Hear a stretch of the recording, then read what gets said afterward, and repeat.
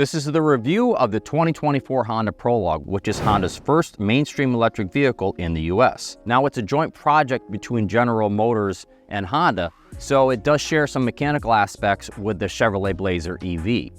The Prologue is a mid-size two-row SUV, and it's available in either front-wheel drive or all-wheel drive. Both versions share an 85 kilowatt-hour battery pack. Front-wheel drive models have 212 horsepower, and all-wheel drive dual-motor versions have 288 horsepower, like the one we have here. So that's the powertrain, but the big question with EVs is, what's the driving range? And actually, it's not too bad for the Prologue. Front-wheel drive models have an EPA estimated driving range of 296 miles, and all-wheel drive models range between 273 to 281 miles, depending on the trim. Of note, we will be sending the Prologue through our 70-mile-per-hour highway range test, as we now do with all EVs that go through our test program. Of course, the other big question with EVs is, how long does it take to recharge them? Honda says that the Prologue can charge at speeds of up to 150 kilowatts at public DC fast chargers. That's on the lower side. Honda says it gains 65 miles of range in about 10 minutes, which is okay, but not class-leading. We bought a 2024 Honda Prologue Touring all-wheel drive. The Touring is the mid-level trim. Now, we only got one option on the car, which is this bright Pacific blue paint. And along with the $1,395 destination charge, the total cost of our test vehicle is $56,550. You know, a lot of EVs are styled kind of futuristically, but if you look at this Prologue, it's kind of a little bit on the bland side other than the, bright blue paint. But sometimes bland is okay. For instance, it doesn't have the pop-out door handles that we see on so many EVs. It just has regular traditional door handles that you pull on it and it opens. So let's hop in. Kind of similar to the outside, the inside doesn't shock you with a bunch of futuristic styling. It doesn't have a giant screen that goes across the dash. It isn't filled with a whole bunch of touch controls. Instead, Honda has these really nice physical climate controls, physical temperature knobs. We really like when climate controls are on our physical in buttons and knobs rather than on a touch panel, which is much harder to press while you're driving. But there are some GM parts bin pieces. For instance, this steering wheel seems the same as the Chevrolet Blazer EV. These stalks, the gear selector and the windshield wipers and the turn signals are all right from the GM parts bin. So some of the interior materials come across a little on the cheap side, whether you're looking at it from a $56,000 vehicle standpoint or for a Honda. Like, take the center console. It's just flat black plastic, has no texturing, no soft pieces, no stitching, and in general, there isn't a lot of stitching throughout the cabin whatsoever. There's a little bit here on the center armrest. And then, speaking of the center armrest, it's just kind of a little bit flimsy in the way it feels, and there's no lining inside whatsoever. Same thing with the glove box, it's totally unlined.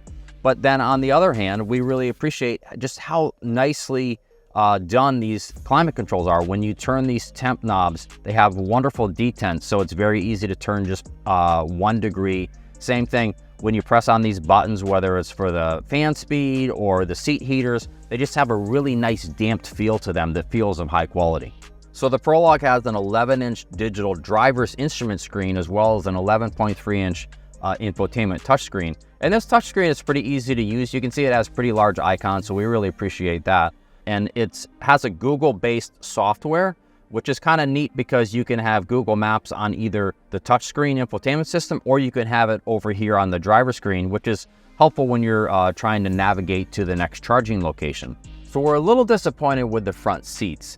Honda usually makes pretty good seats, but this one, it's very flat. So it just doesn't you feel like you sit more on it than you sit in it.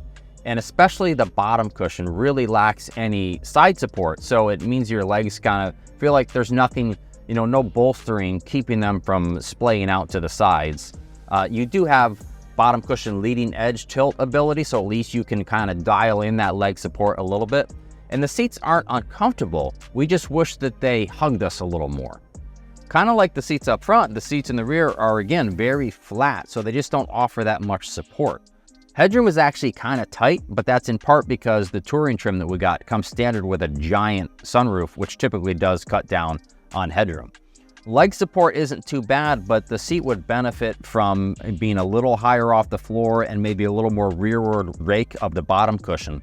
There's a decent amount of space behind the second row seats, and we appreciate that it has a flush load floor, which really makes it much easier when you're taking items back out of the car. There's a fair amount of space underneath the cargo floor, including a really deep well here that you can store some stuff, so we like seeing that. Obviously it's an SUV, so you can drop the second row seats down, but keep in mind it's not a fully flat load floor like we often see in SUVs. There's a little bit of a ramping up toward the front seats, which is just going to compromise how tall of items you can put all the way in. So let's hit the road and see what the Honda Prologue is all about. So the Prologue handles well from the perspective of the suspension. The suspension is firm, it's taut, and it really does a good job keeping the car leaning over a lot through turns, so it keeps it cornering nice and flat, which is good.